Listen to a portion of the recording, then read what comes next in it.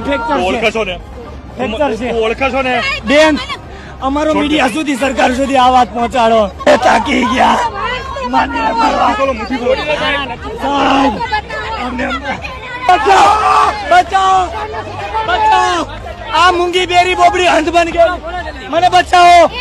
આજે 18 જૂન 2024 ઉમેદવારો અમે શિક્ષણ મંત્રીને માત્ર ને માત્ર રજૂઆત કરવા આવ્યા હતા. તો 300 કરતા વધારે પોલીસ કર્મીઓને આગળ કરી અમારી અટકાયત કરી દેવામાં આવી. આજે અમારે મળવા જવું હતું સચિવાલય, અમારે મળવા જવું હતું VSK, અમારે શિક્ષણ મંત્રી શિક્ષણ સચિવ મુખ્યમંત્રીને મળવાનું હતું.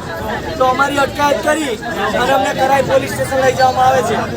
ઉમેદવારો જેટલા પણ બહાર છે એ મારી એક નમ્ર વિનંતી છે કે આખી રાત સુધી આપણે અહીંયા રહેવાનું છે, કોઈ જવાન નથી.